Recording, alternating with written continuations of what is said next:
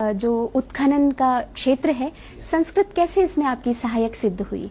देखिए, आप जो ना जब भी एक्सकेवेशन करेंगे, एक्सकेवेशन में करेंगे तो आपको तो बहुत सारी चीजें मिलेंगी। अच्छा, उसमें एक इम्पॉर्टेंट चीज है मूर्तियां। मूर्ति कभी शिव का होगा, कभी ब्रह्मा का होगा, कभी विष्णु का होगा। तो आपको इसको आइडेंटिफाई करना है कि ये किनका है, ये ब्रह्मा का है, ये विष्णु का है, या शिव का है, जो भी है। तो अगर शिव का है, शिव का तो खैर तो जटा मुकुट होगा, उनका तो खैर बहुत भारी जो ना हेयर है, और उसी तरीके से उनका चर्म वस्त्र होगा। तो ये आइडेंटिफाई करने के लिए आपको कुछ श्लोक ऐसे हैं, जैसे जडी चर्मी शिखंडी च सर्वांग सर्वभावना हरिश्च हरिनाच सर्वभूत हर प्रभु। इट इज अल्टीमेटली ही वही आखिर में सबको खत्म करते हैं। शाश्वतम शिवम अच्युतम। अगर कोई बचता है दुनिया में, दैट इज ओनली शिवा। तो इस तरह की, और यह विष्णु है। विष्णु के लिए विष्णु का कई फॉर्म है आपका। तो एक फॉर्म ये है अनंत शेषाई विष्णु है, शांताकारम भुजगशयनम पद्मनाभम सुरेशम। या फिर आपका डिफरेंट अवतार है, मत्स्य कूर्म वराहस्य नरसिंह वामन तिथे। ये सब चीजें जो ना आपको इमीडिएटली आपको पहचानना है। तो संस्कृत के बगैर आप काम नहीं कर सकते। इसलिए एक तो मुझे दिलचस्पी था, मुझे लगा था कि जना मैं शायद पिछले जन्म में कोई ब्राह्मण परिवार में ही पैदा हुआ होगा, तो इसलिए मुझे एक लगाव था लैंग्वेज से। और फिर मैंने उसको आगे भी बढ़ाया, जो मुझे बहुत काम आया बाद में। यदि मूर्तिकला के विषय में हम बात करें तो हड़प्पा काल के बाद हमें सीधा प्रमाण मिलते हैं अशोका काल के, और अशोका काल माना जाता है 300 ईस्वी पूर्व का। और इससे पहले हमें कोई मूर्ति, कुछ भी प्रमाण हमें नहीं मिलता जो कि हम दिखा सके कि इस काल का ये प्रमाण है। अंधकारमय युग वो माना जाता है, पहले कहते थे जी। लेकिन बौद्धिक दृष्टि से ये बहुत ही उन्नत काल है। ऐसा कहते हैं कि पुराणों का रचना काल, उपनिषदों का रचना काल, ये यही काल है जो वो काल है। तो बिना किसी एविडेंस के, बिना किसी प्रमाण के आप कैसे ये प्रमाण देते हैं कि पुराणों का रचना काल या उपनिषदों का रचना काल यही एक पीरियड था, यही एक काल था? सही। इसलिए बहुत सारी चीजें हमको पहले से पता नहीं था। इसके बाद जो फिर जो एक्सकवेशन शुरू किया जी, कई जगह पे, जैसे हस्तिनापुर है। हस्तिनापुर जो वैदिक काल में जो एक बहुत बड़ा राजधानी थे। उसके बाद महाभारत में कई जगह के तस्करा दिया है, रेफरेंसेस दिया है।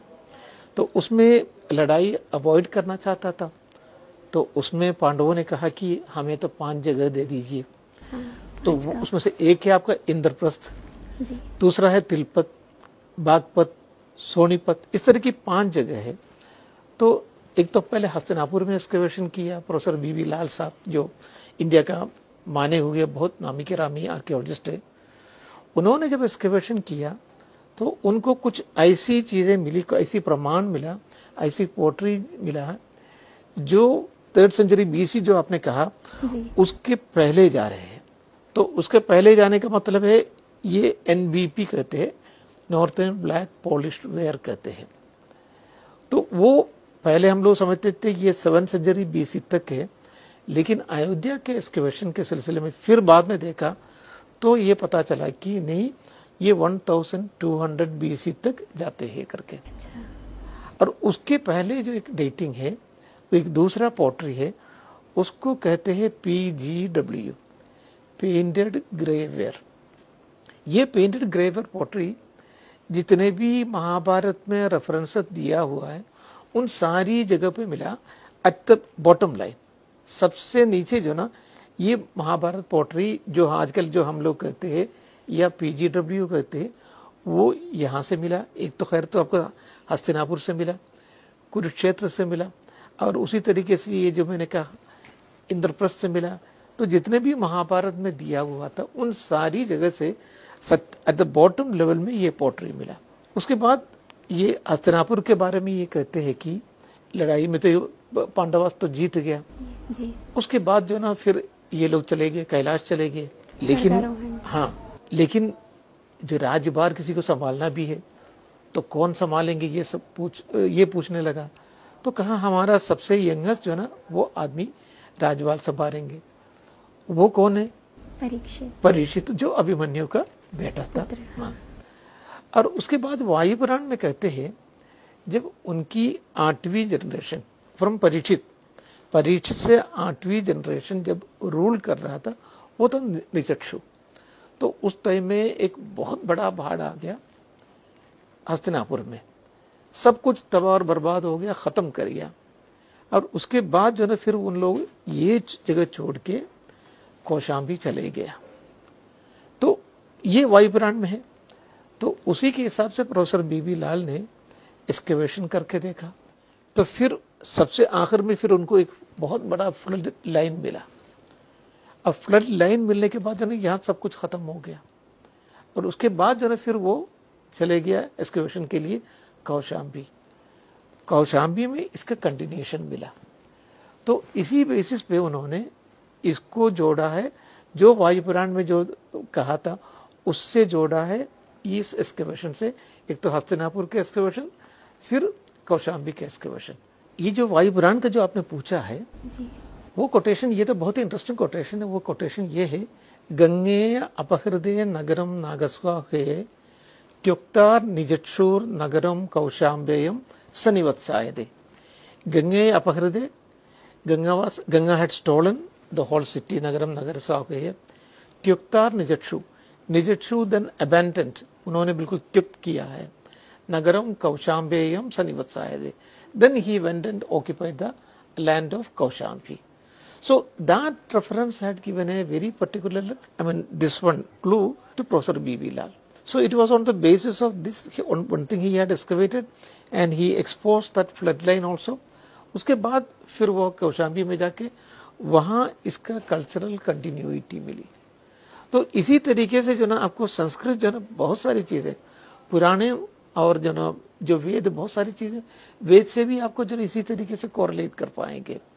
तो उसी तरीके से उन्होंने कोरिलेट किया। तो इस तरह भी संस्कृत आपको जो ना बहुत मदद करते हैं। C14 डेटिंग सारे लोगों को पता है, डेंड्रोक्रोनोलॉजी एक दूसरा है, तो थर्मोल्यूमिनेसेंस एक तीसरा डेटिंग है, वो बहुत ही एक्यूरेट डेटिंग थर्मोल्यूमिनेसेंस।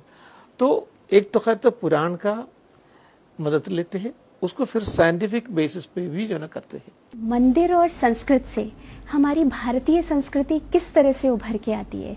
मंदिर में मैंने बहुत मोर देन, मेरे ख्याल में शायद मोर देन 100 मंदिर जो ना मैंने बिल्कुल एकदम तबाह और बर्बाद हो गए थे, जैसे बटेश्वर में है, खत्म हो गया था पूरा बिकॉज ऑफ एन अर्थक्वेक।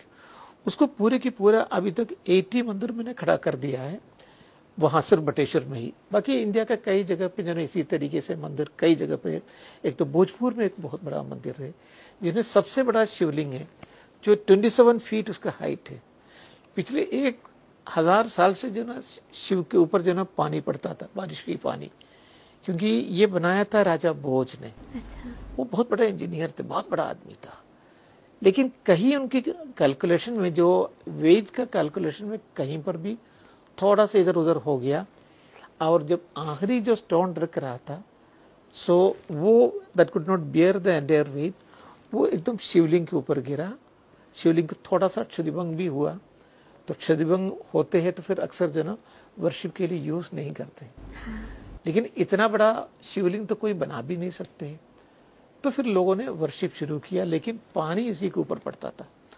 तो मैंने 2005, 2006, 2007 में उसको बिल्कुल एकदम ठीक ठाक कर दिया, और बहुत बड़ा, बहुत अच्छा एक गार्डन भी चारों तरफ बनाया, इसके चारों तरफ बनाया। तो आजकल तो बहुत ज्यादा, बहुत अच्छा लगता है, बहुत हजारों श्रद्धालु वहां जाते भी है। तो इन सब चीजें, अगर आपको कौन सी पार्ट कहाँ है, मंदिर जो ना बिल्कुल बिखर गया, खत्म हो गया, तो आपको जो ना ये पता नहीं लगेगा कौन सी पार्ट कहाँ से है। तो इसके लिए आपको संस्कृत की जरूरत फिर पड़ेगा, क्योंकि अगर आप ये मंदिर है उसको नीचे का जो पोर्शन है उसको कहेंगे वेदी बंदा। वेदी बंदा और कुछ भी नहीं है, आपका पैर है। जो कंसेप्ट है मंदिर का वो है इंसान, जो आप है वही है, जो प्रतिष्ठा है वो आत्मा है। तो it is a connection between, दोनों के कनेक्शन है, आत्मा और परमात्मा का कनेक्शन है। तो वेदी बंदा मीन्स जो आपका जी बिल्कुल एकदम पैर। उसके बाद जंगा कहते हैं, वो तो आपके ये पोर्शन, फिर आपको शिखरा कहते हैं, फिर ऊपर का। तो this is the same concept. अब ये एक एक चीज पता करने के लिए वेदी बंधा अगर है तो उसमें 3 पोर्शन रहेगा, एक तो होगा खुरा, कुंभा, कलशा। तो इसी तरीके से एक एक पार्ट अगर आपको जानना है, again you have to go to Sanskrit text. तो उस जमाने में टेक्स्ट थे, मानसारा थे, माया मदद था, और सम्रांगण सूत्रधार एक बहुत बड़ा था, तंत्र समुच्चय था। तो ये सब चीजें आपको पता लगना है, और कहीं पढ़ा हुआ है उसको समझना है ये कहाँ पड़ेगा। तो इन सब चीजों के लिए आपको संस्कृत की फिर जरूरत पड़ेगा, और उसी हिसाब से फिर हम लोग जो ना दोबारा रिकंस्ट्रक्ट करते हैं। तो एक एक मंदिर जो ना बिल्कुल कड़े होते जा रहे, कड़े होते जा रहे, कड़े होते जा रहे। ये सब जो ना संस्कृत की मदद की वजह से हुआ, वरना नहीं हो पाता था। वार्तावली में हमारे कार्यक्रम में बात करने के लिए